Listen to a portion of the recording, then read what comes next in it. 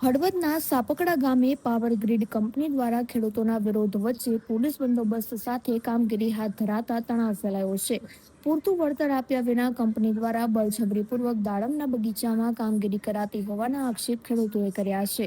આ દરમિયાન તણાવ વધતા વાસુદેવભાઈ ચાવડા નામના ખેડૂતની તબિયત લથડતા તેમને તાત્કાલિક હળવદ સરકારી હોસ્પિટલે ખસેડાયા છે. કંપનીની આ તાનાશાહી અને વહીવટીતંત્રના મૌન સામે ખેડૂતોમાં ભારે રોષ જોવા મળી રહ્યો છે.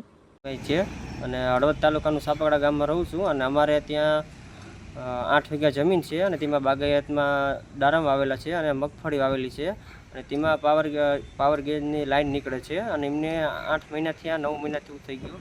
એમને કામ ચાલુ કરી દીધું છે અને કંઈ વળતર આપતા નથી અને એમને બિલ બી આપી દીધા છે. 35 લાખના બિલ અમને 1 રૂપિયો બી ચૂકવો નથી વળતર પૂરતું અને બધું નુકસાન કરી નાખ્યું છે અને બધું ડાયરમને બધું તોડી નાખ્યું છે અને જમીન હવે કંઈ રહી નથી ખાવા પીવા કંઈ અમારે. આજે શું ઘટના બની છે?